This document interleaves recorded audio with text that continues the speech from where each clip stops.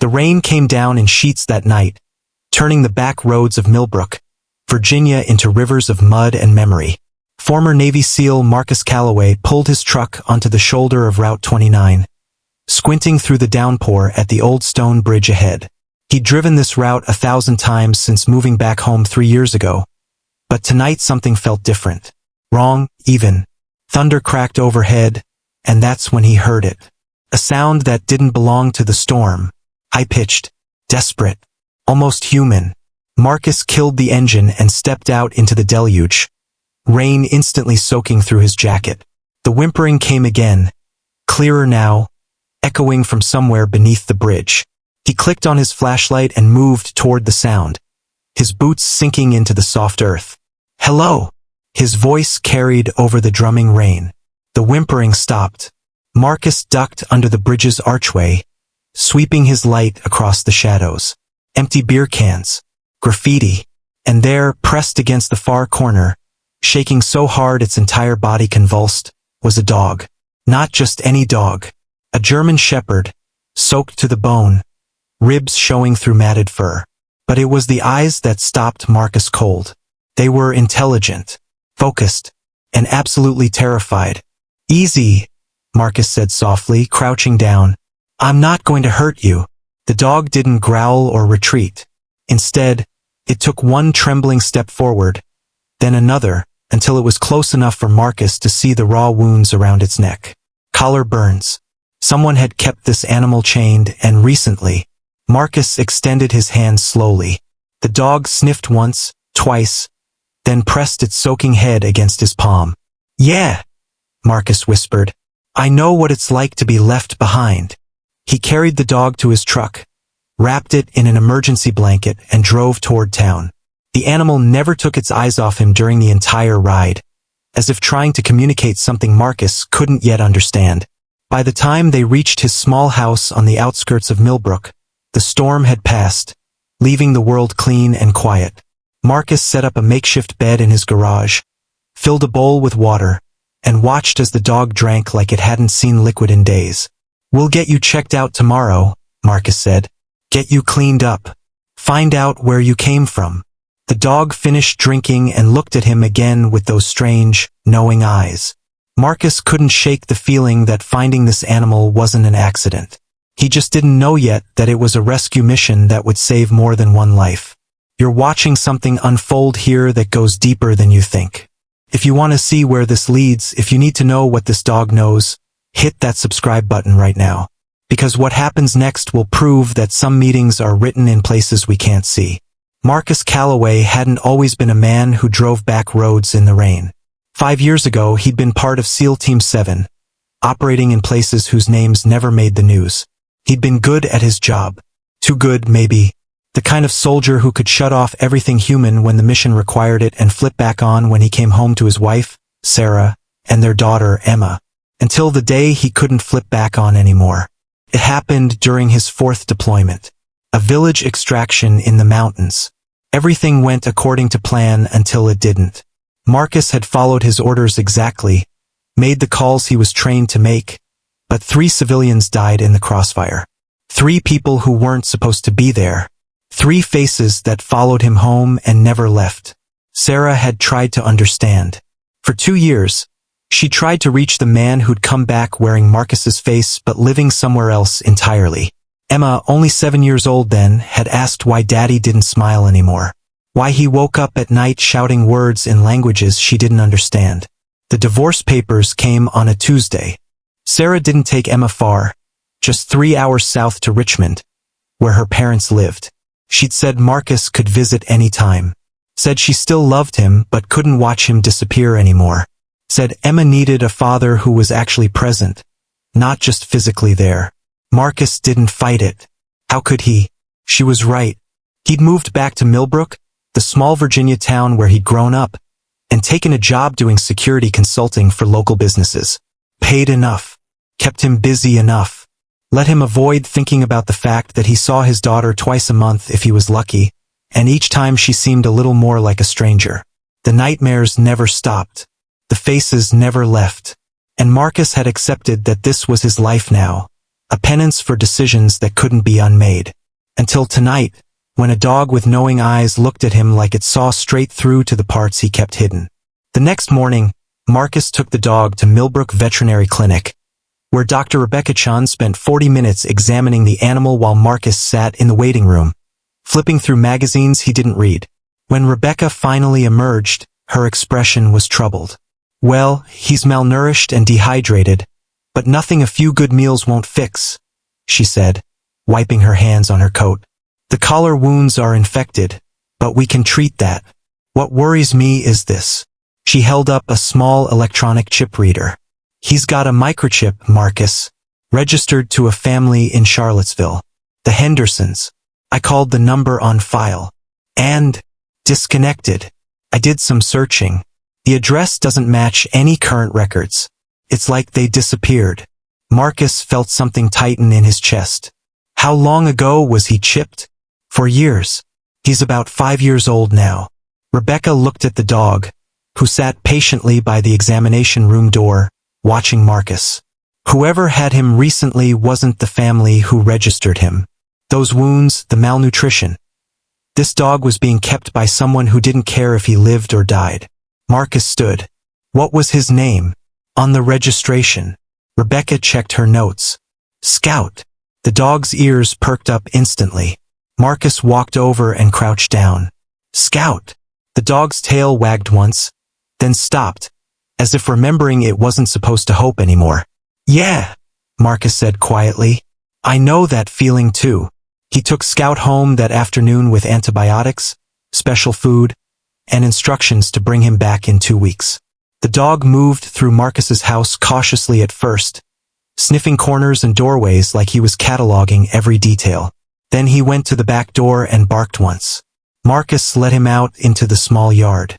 Scout walked the perimeter, marking territory, then sat facing the woods that bordered Marcus's property and began to howl.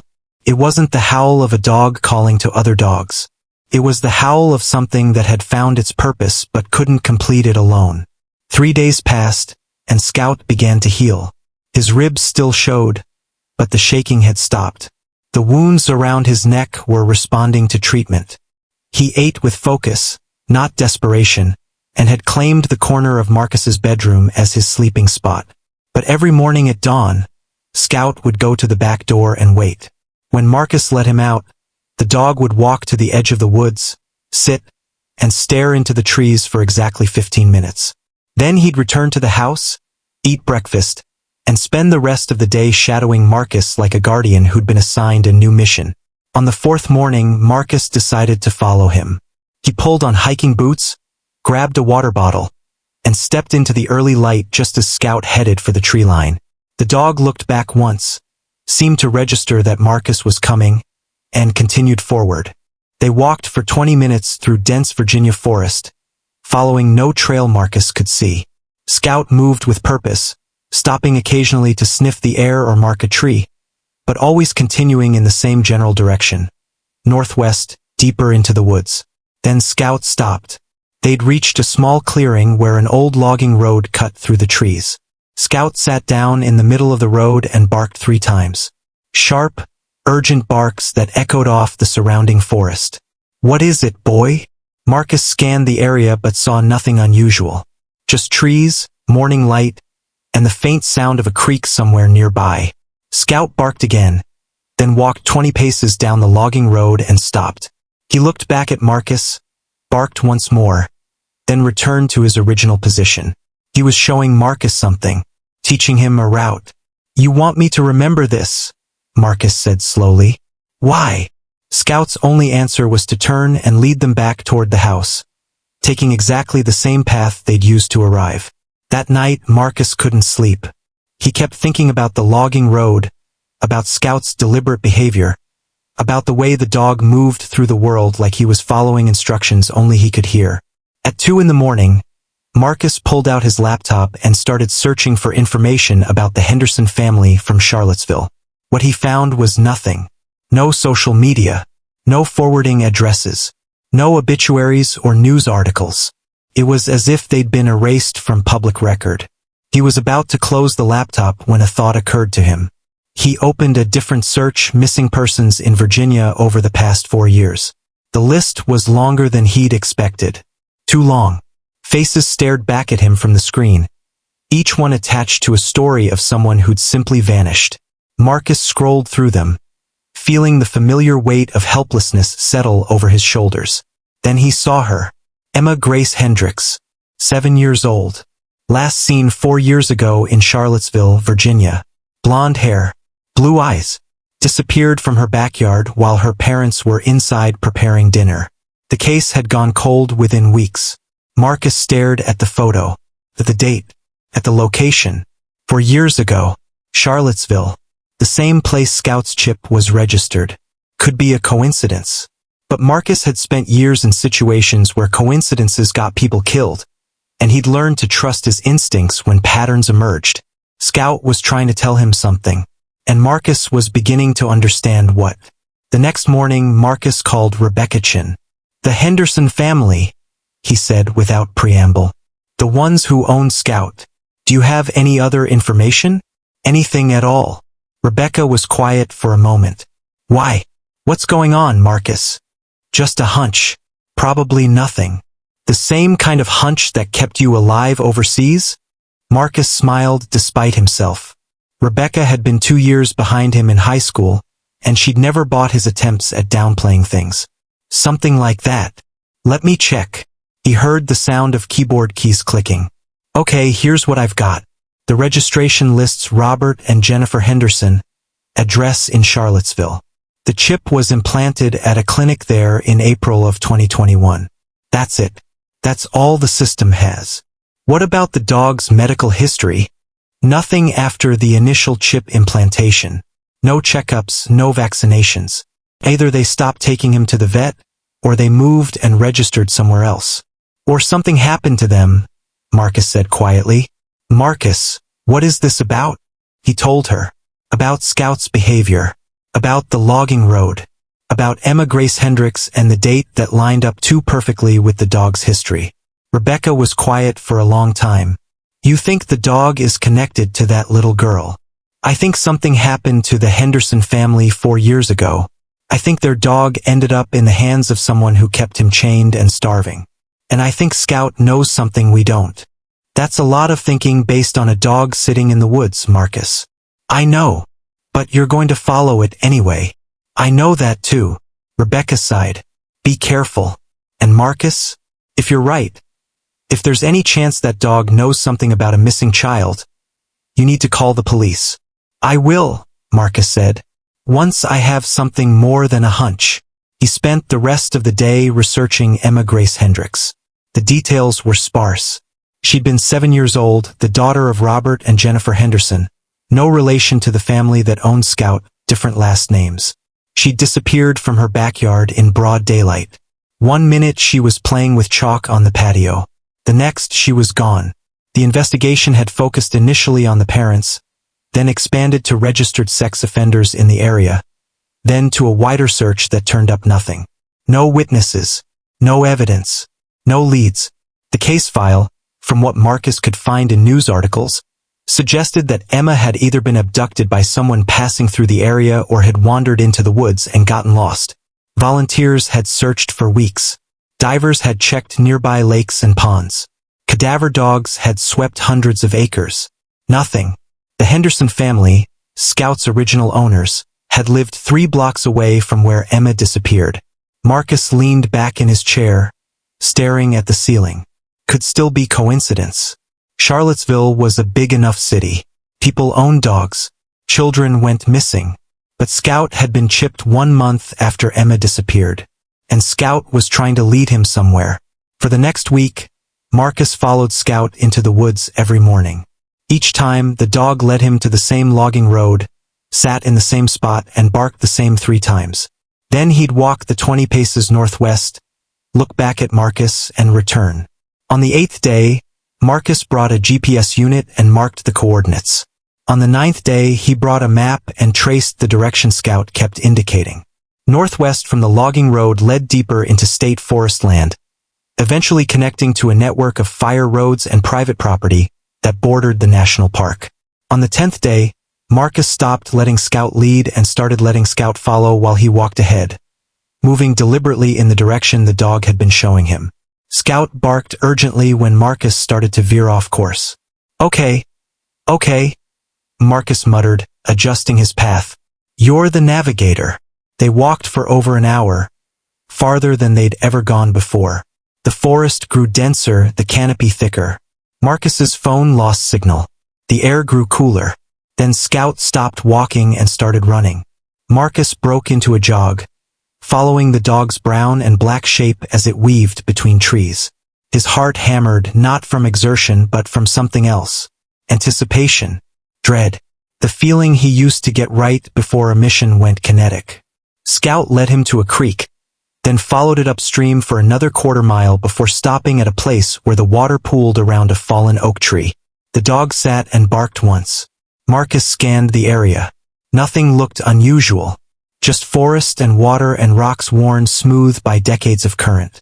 What am I missing? Marcus crouched down next to Scout. What do you see that I don't? Scout stood, walked to the base of the fallen oak, and began digging. Hey, stop! Marcus started to say, then caught himself. The dog wasn't digging randomly. He was uncovering something. Marcus pulled Scout back gently and knelt in the dirt himself. He brushed away loose soil and leaves, expecting to find. What? A bone? A piece of fabric? Instead, his fingers hit plastic. He dug faster, uncovering a small waterproof container, the kind hikers used to store important documents. It was sealed tight, buried about 6 inches deep. Marcus sat back on his heels, staring at it.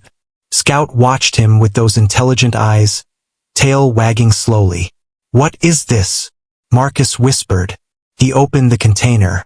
Inside was a child's plastic bracelet, the kind hospitals give to patients, and a small, laminated photograph.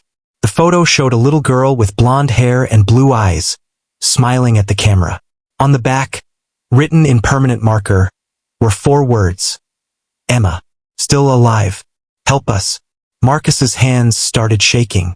You need to understand something. What happens next changes everything.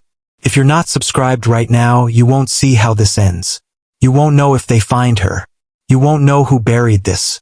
Subscribe now because the truth is bigger than you think. And walking away now means never knowing what that dog sacrificed everything to tell. Marcus sat in the forest for 10 minutes, holding the photograph, trying to process what it meant.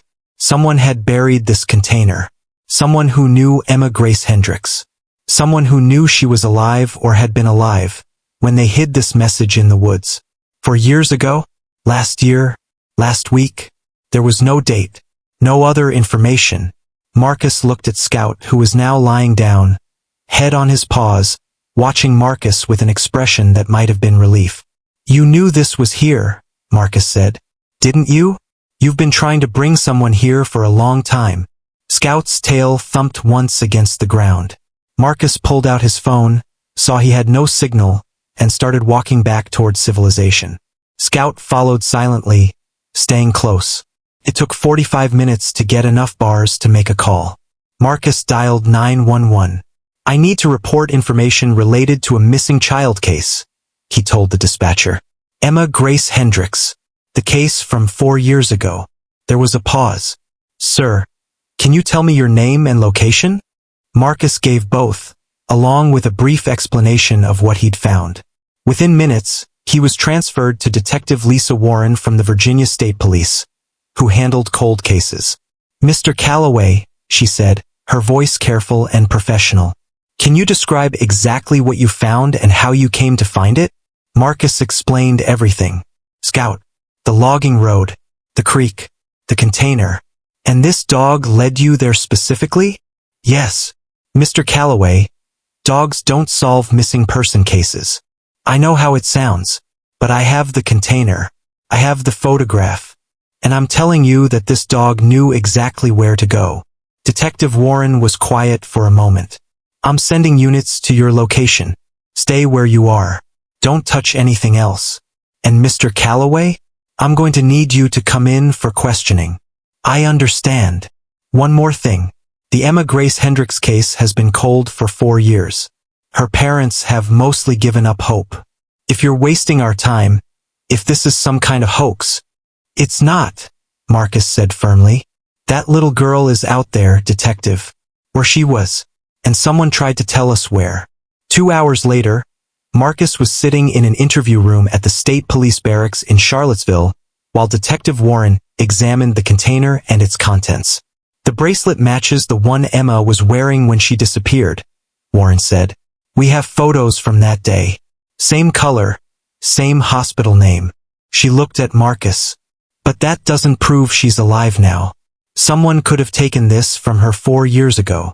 Someone buried it and wrote that she was alive. Or someone wanted us to think she was alive.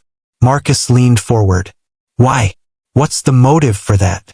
I don't know yet, but I'm going to find out. Warren set down the evidence bag and opened a file folder. Tell me about your military service, Mr. Calloway. They talked for another hour. Warren was thorough, professional, and deeply skeptical of the idea that a dog had led Marcus to evidence. But she couldn't deny that the evidence was real. We'll search the area, Warren said finally. We'll bring cadaver dogs, ground-penetrating radar, the full team. If Emma Grace Hendricks was ever in those woods, we'll find signs of it. And what do? You go home. You don't talk to the press. You don't go back into those woods. You let us handle this. Warren's expression softened slightly. I appreciate what you've done, Mr. Calloway. Truly. But this is a police investigation now. Marcus nodded and stood to leave. One question, Warren said. The dog. Scout. Where did you say you found him?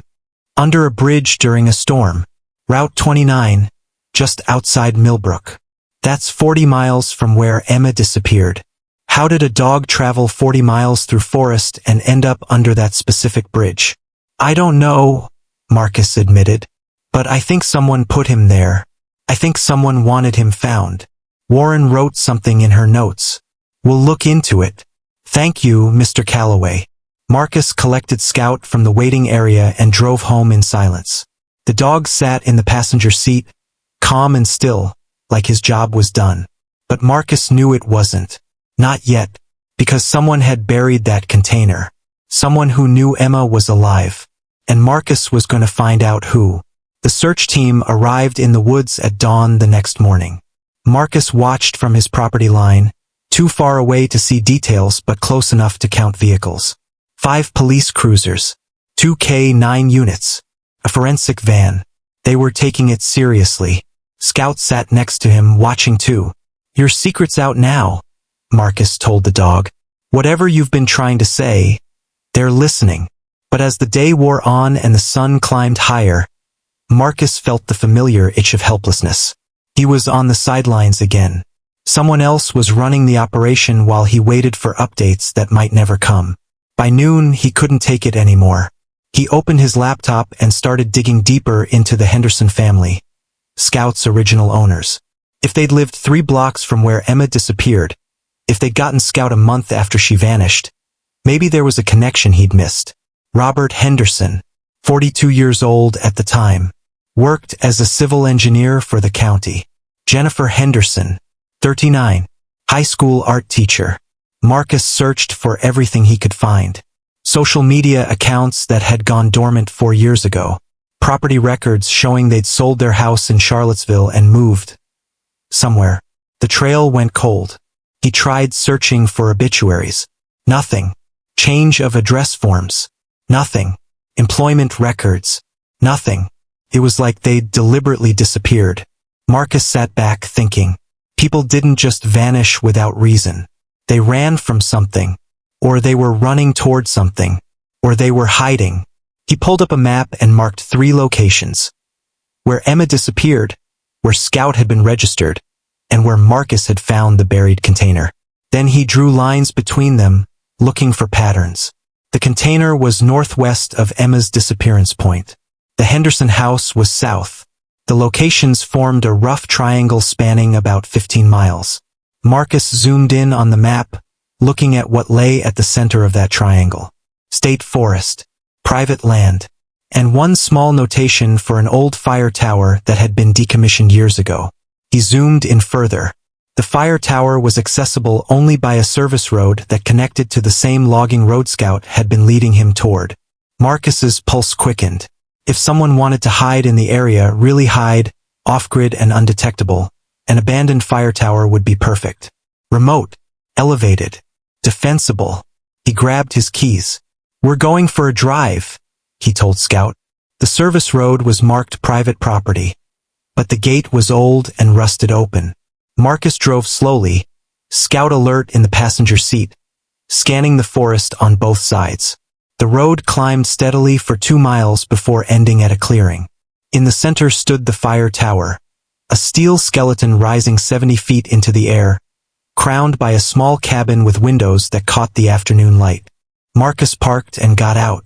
Scout jumped down and immediately began sniffing the perimeter of the clearing, moving with purpose. "Anyone home?" Marcus called out. Silence. He approached the tower. The stairs were intact but weathered, each step creaking under his weight as he climbed. Scout remained at the base, pacing and whining softly. Marcus reached the cabin and peered through a window. The interior was lived in. Not recently, but definitely within the past few years. There was a cot, a propane stove, shelves with canned goods, and a water filtration system. Someone had made this place functional. The door was unlocked. Marcus stepped inside, his eyes adjusting to the dimmer light. The space was neat, organized. There were books on a shelf, children's books mixed with survival guides. A small collection of medical supplies. And on the wall, pinned with thumbtacks, a series of photographs. Marcus moved closer. They were surveillance photos. Long-range shots of a property he didn't recognize. A house with a fence. A man loading groceries from a truck. The same man talking to someone at a front door. But what stopped Marcus's breath was the photo pinned in the center of the collection. It showed a little girl with blonde hair, visible through a window, drawing at a table. Emma Grace Hendricks. Older than in the missing person photo. 9, maybe 10 years old. But unmistakably her. The date stamped on the photo was 6 months ago. Marcus's hands shook as he took out his phone to photograph the wall, but there was no signal this high up. He moved to the desk and found a journal, handwritten entries in neat, careful script. He opened to the last entry. March 15th. Confirmed, Emma still at the property. Health appears stable. Mitchell increases security weekly. Need to find a way to contact authorities without compromising her safety. If I move too soon, if Mitchell suspects, he'll disappear with her. Have to be smart. Have to be sure. Scout ready for alternate plan if needed. God forgive me for what I've done. God help me finish it. Marcus read the entry 3 times, his mind racing. Mitchell.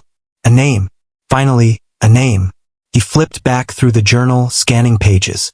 The writer was Robert Henderson, Scout's original owner. The entries detailed 4 years of surveillance, of watching a property, of documenting a man named David Mitchell who had somehow taken Emma and kept her hidden. But why hadn't Henderson gone to the police?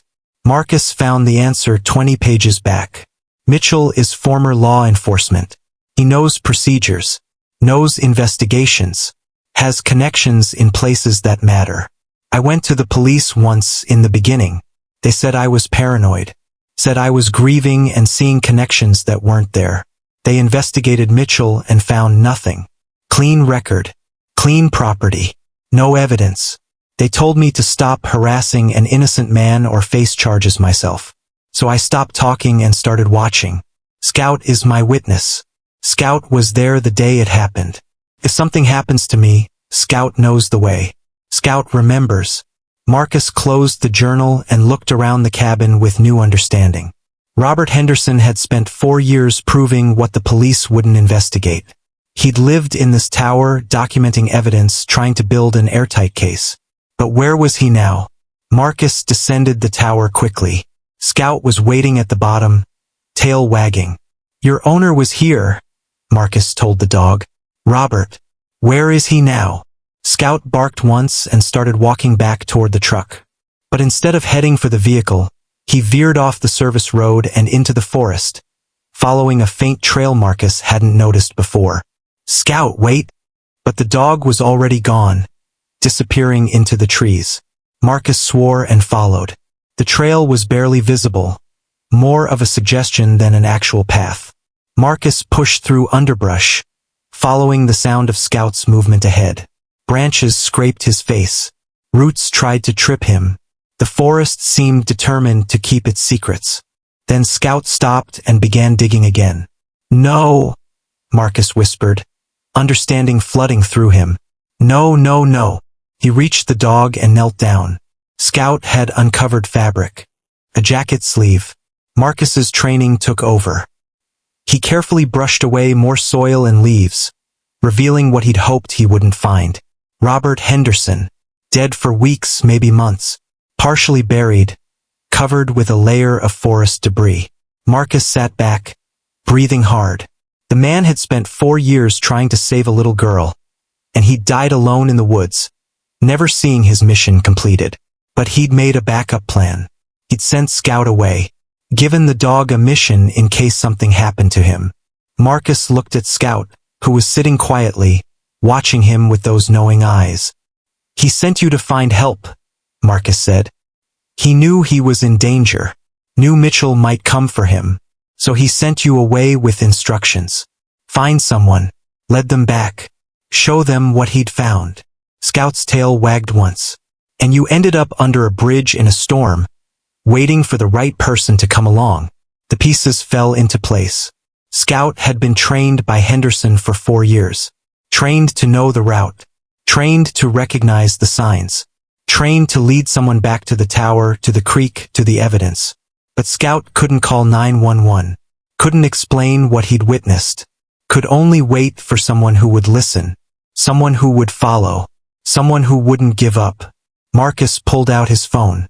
Still no signal. He marked the location on his GPS, then stood and looked at Scout. "We have to go back. We have to finish what Robert started." Marcus took a breath. "We have to find Emma." They made their way back to the truck as the sun began to set. Marcus drove straight to the police barracks, walked past the front desk without slowing, and knocked on Detective Warren's office door. "Mr. Calloway, I told you to stay." "I found Robert Henderson," Marcus interrupted, "dead in the woods near an abandoned fire tower. And I found his journal documenting 4 years of surveillance on a man named David Mitchell, who has Emma Grace Hendricks." Warren stood slowly. "What?" Marcus laid out everything. The tower, the photos, the journal entries, the body. "I need an address for David Mitchell," Marcus said. "And I need it now." Warren stared at him for a long moment, then picked up her phone. "I'm calling for backup. If what you're saying is true, if there's even a chance that girl is alive, we're going in with a full tactical team." "How long will that take?" "Hours. Maybe morning." "That might be too long. If Mitchell suspects anything, if he's been watching Henderson's tower and knows someone found it." "That's exactly why we do this by the book," Warren said firmly. "We get a warrant. We coordinate with local jurisdictions. We don't go in guns blazing and risk that little girl's life." Marcus wanted to argue. Every instinct said they needed to move now. But Warren was right. This had to be done correctly. "One thing," Warren added, looking at Scout, who had followed Marcus into the office. "That dog. He needs to be part of this.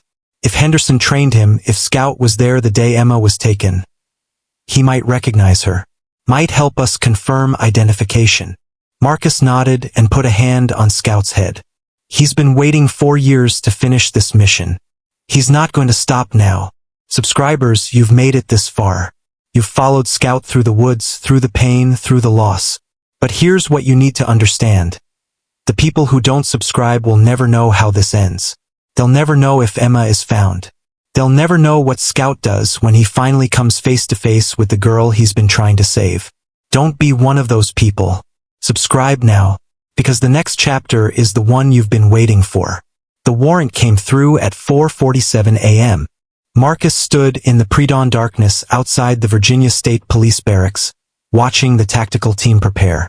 8 officers in full gear, 2 K-9 units, Detective Warren coordinating with local sheriffs, and Scout, sitting calmly at Marcus's feet, wearing a police vest that Warren had insisted on. You're going to stay in the secondary vehicle, Warren told Marcus. You don't go in.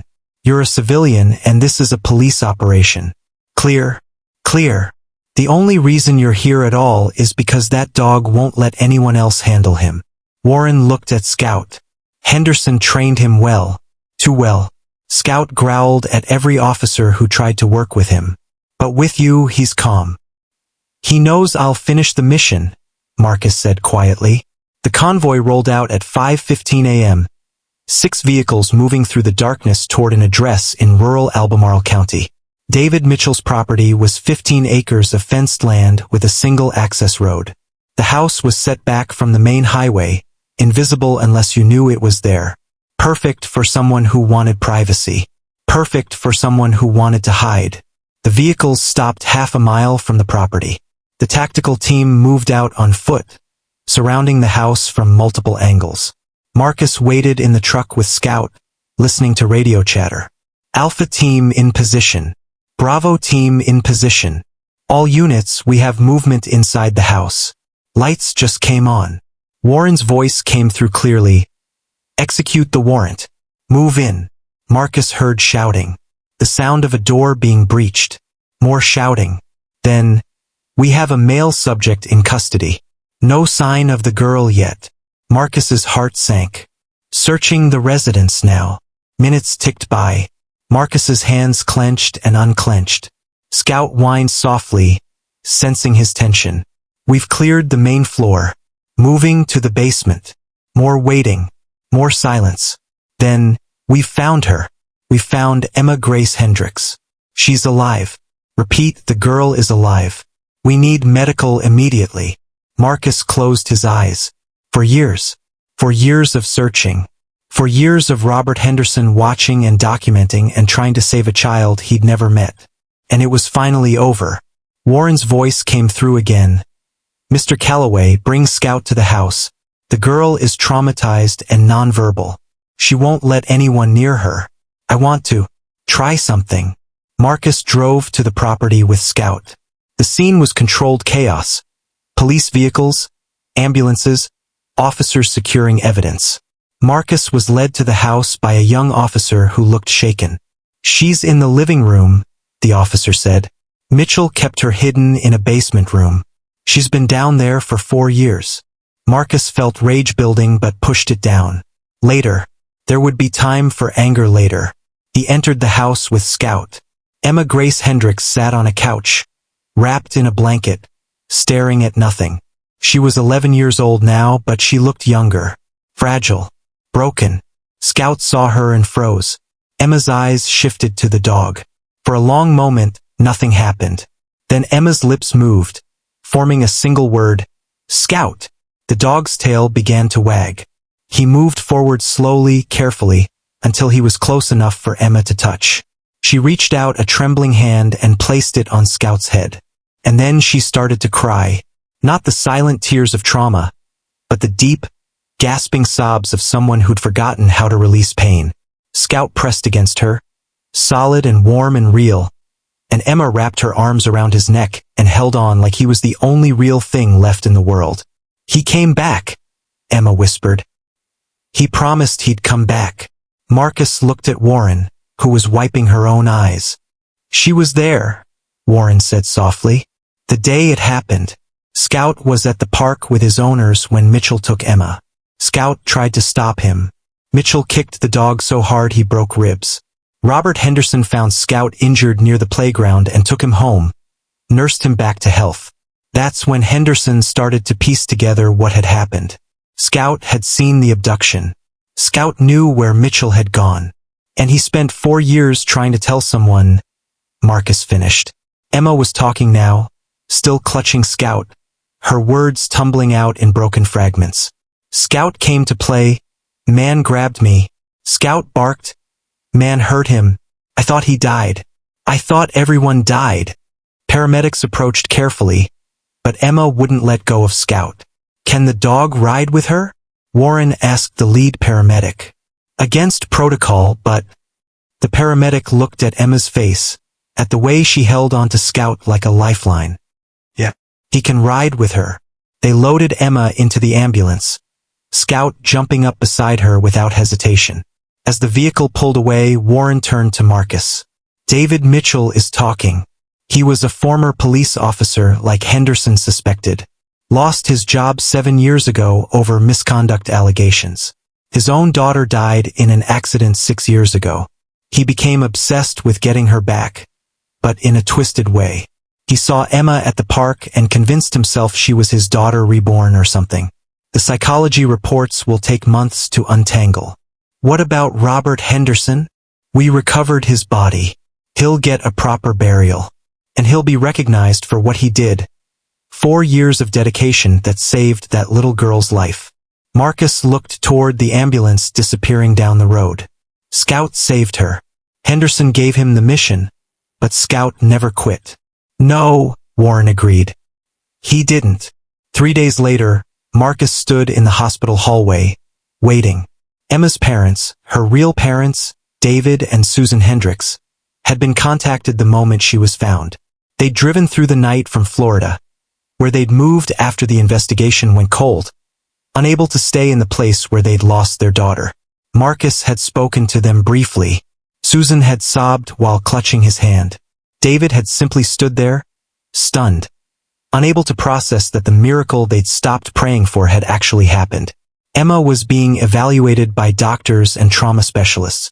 She was physically healthy, all things considered. Mitchell had provided food and basic care, but had kept her isolated in the basement room, telling her that her parents were dead, that the outside world was dangerous, that he was the only one keeping her safe. For years of psychological manipulation would take years to heal, but she was alive. She was safe, and Scout had never left her side. The hospital had bent the rules, allowing the dog to stay in Emma's room as a support animal.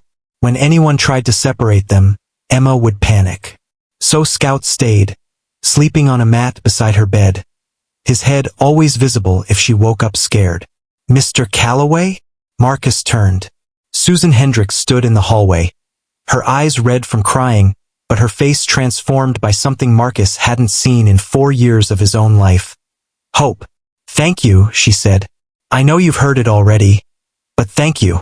If you hadn't found Scout, if you hadn't listened to him, Scout deserves the credit, Marcus said. I was just the one he chose to follow. Can I ask you something? Susan's voice dropped. That man, Robert Henderson, the one who owned Scout, did he know Emma? No, he never met her. He just saw an injustice and spent 4 years trying to fix it. I wish I could thank him. I think he knows, Marcus said. Wherever he is, I think he knows he succeeded. Susan nodded and went back to Emma's room. Marcus was about to leave when Detective Warren appeared. I need to talk to you, she said. About Scout. Marcus's chest tightened. What about him? Technically, he's evidence in an ongoing investigation. He was owned by Robert Henderson, who's deceased. There's no clear chain of ownership. The state could claim him as part of the case. You're not serious. I'm completely serious about what the law says. Warren's expression softened. But I'm also serious about what's right. Emma needs that dog. And that dog has completed a mission that would break most humans. He's earned retirement. So what are you saying? I'm saying the Hendricks family wants to keep Scout. They want him to be part of Emma's recovery. They've already asked their therapist, who thinks it's a great idea.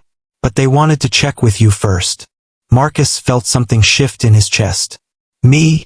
Scout bonded with you. You're the one he chose. If you want to keep him, if you want to fight for custody, the family will understand. Marcus looked through the window into Emma's room. The little girl was awake, one hand resting on Scout's head while she talked to her mother. The dog's eyes were half closed, content, peace. For the first time in 4 years, Scout's mission was complete. No, Marcus said quietly. Scout belongs with Emma.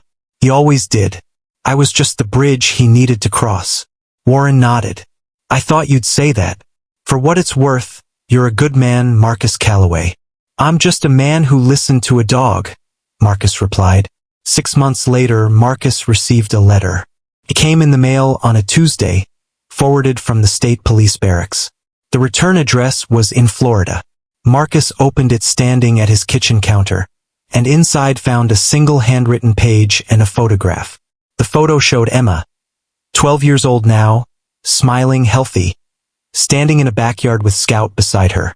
The dog looked good, well-fed, happy, his coat shining in the Florida sunlight. The letter read, "Dear Mr. Calloway, Emma wanted me to write this because she's still working on writing full letters herself. The doctors say she's making incredible progress. The nightmares are less frequent. She started school again, though we're taking it slow with homeschooling for now. Scout never leaves her side. Where Emma goes, Scout goes. The therapist says he's helping her feel safe in ways that nothing else can. He's not just a dog to her. He's proof that good things exist, that promises can be kept, that even when everything is dark, someone is trying to find you. Emma asked me to tell you something specific. She said to tell you that Scout talks about you sometimes. I know how that sounds, but Emma insists that when Scout dreams, he dreams about the man who listened when no one else would. We can never repay what you've done for our family. You gave us back our daughter. You gave Emma back her life. You gave Scout the chance to complete the mission he'd been trained for. Emma says she's going to be a veterinarian when she grows up. She says she's going to help dogs like Scout. Dogs who know things that people don't believe. Dogs who have important jobs that no one takes seriously. I think she's going to be amazing. Thank you, Marcus. From all of us. Thank you for believing in an old dog who wouldn't quit. With eternal gratitude, Susan, David, and Emma Hendricks. And Scout. Marcus read the letter 3 times. Then he put it on his refrigerator, held in place with a magnet. That evening his phone rang. Sarah's name appeared on the screen. "Hey," he answered. "Hey." His ex-wife's voice was warm. "Emma asked about visiting this weekend. She wants to know if you're free." Emma, his daughter, not the Emma he'd helped save, but the Emma who was his entire world. "Yeah," Marcus said. "I'm free. Definitely." "Good. She misses you, Marcus. And I've noticed something different about you the past few months. On the phone. When you visit, you seem present." "I am," Marcus said quietly. "I'm here. I'm glad." After they hung up, Marcus sat on his back porch and looked at the woods. He thought about Scout, about Robert Henderson, about the 4-year mission that had saved a little girl's life and, in a strange way, had saved his own. He'd spent years carrying the weight of faces he couldn't help, people he couldn't save, decisions that couldn't be unmade.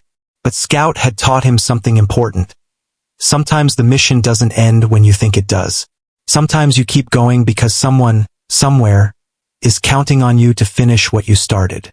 And sometimes, if you're very lucky, you get a second chance to be the person you always wanted to be. Marcus pulled out his phone and texted Sarah. "Tell Emma I love her. Tell her I can't wait to see her. Tell her Dad's doing better."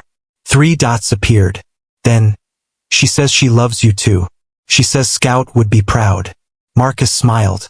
His daughter didn't even know about the other Scout, the German shepherd who'd changed his life. But somehow, she'd said exactly the right thing anyway. The Hendricks family sent Christmas cards every year. Marcus had them all displayed on his mantle. 2 years' worth of photos showing Emma growing, healing, thriving. Scout appeared in every photo, grayer around the muzzle now but still alert, still protective. Emma had testified in David Mitchell's trial. With Scout beside her, she told her story to a courtroom of strangers. Mitchell had been convicted and sentenced to 40 years in prison. Robert Henderson had been posthumously honored by the Virginia State Police for his dedication to finding Emma. His name was added to a memorial for civilians who'd given their lives in service of justice. And Scout had become something of a legend. News articles called him the dog who never gave up. A children's book had been written about him. Emma's therapist had written a paper on the psychological impact of animal-assisted recovery in trauma cases, with Scout as the primary example. But Marcus thought the best tribute to Scout was simpler. He'd gotten to live the rest of his life doing exactly what he wanted. Protecting Emma. Keeping her safe. Completing the mission. Marcus's own life had changed too. He'd started seeing a therapist. A decision made easier after watching a little girl face her trauma head-on. He'd reconnected with Emma, his daughter, who now visited every other weekend. Sarah had remarried, and Marcus had gone to the wedding, genuinely happy for her. The nightmares still came sometimes. The faces still visited. But they didn't control him anymore. He'd learned something from a dog who'd spent 4 years trying to complete a mission. You don't give up on the people who need you. You don't stop trying to bridge the gap between loss and hope. And you don't underestimate what's possible when someone, even someone with 4 legs and no words, refuses to quit. Marcus had joined a local volunteer search and rescue group. He'd been trained in wilderness tracking and emergency response. He went out on calls when people went missing in the Virginia mountains. He'd found 3 people so far, all alive, all safe. And every time he helped carry someone out of the woods, every time he saw the relief on a family's face, he thought about Scout sitting under a bridge in a storm, waiting for someone to listen. The latest Christmas card from the Hendricks family arrived with a note. Emma wants to visit Virginia next summer. She wants to see where Scout led you, where you found the buried message, where Robert Henderson kept watch. She says it's important to remember where miracles start. We'd love to see you too, if you're willing. Scout is slower now, but his spirit is the same. He still has important jobs to do, mostly keeping Emma company while she studies for her veterinary medicine entrance exams. She got early acceptance to 3 schools. We're so proud. She says Scout helped her learn that the hardest journeys are worth finishing. We think she learned that from both of you. Thank you, again and always, for listening to an old dog who knew things people didn't believe. Marcus wrote back immediately, I'll clear my schedule. Can't wait to see you all. Tell Scout he's still the best operator I've ever worked with. Tell Emma I'm proud of her. And tell yourselves that you raised a daughter who survived the impossible and decided to spend her life helping others. That's the real miracle. He sealed the letter and walked to the mailbox. The sun was setting over the Virginia woods, painting the trees gold and crimson. Somewhere in those woods, Robert Henderson had spent 4 years watching, waiting, hoping, and Scout had spent 4 years learning a mission that would save a life. Marcus thought about all the moments that had to align perfectly for this story to end the way it did. The storm that drove him to that specific bridge. The timing that put him there exactly when Scout needed to be found. The fact that Marcus had been broken enough to see another broken thing and decide it was worth saving. Some people would call it coincidence. But Marcus had spent too many years in situations where coincidences got people killed. He'd learned to see patterns, to trust instincts, to believe that sometimes things happened for reasons you couldn't explain but couldn't deny. He'd gone looking for a dog in a storm. He'd found a mission that changed his life. And in helping Scout complete his journey, Marcus had discovered his own path forward. The woods were quiet now. No more searches. No more mysteries. Just peace and the knowledge that when anyone calls for help, there are people willing to answer. And dogs willing to guide them home. You've followed Scout from that bridge to the moment Emma smiled again. You've seen what happens when someone refuses to give up. If the story moved you, if it reminded you that miracles are real and that second chances exist, then hit that subscribe button. Share this story. Tell someone that even in the darkest moments, there are dogs who remember the way home and people who will listen. Because this is our community, people who believe that the hardest journeys are the ones most worth finishing. Welcome home. We've been waiting for you.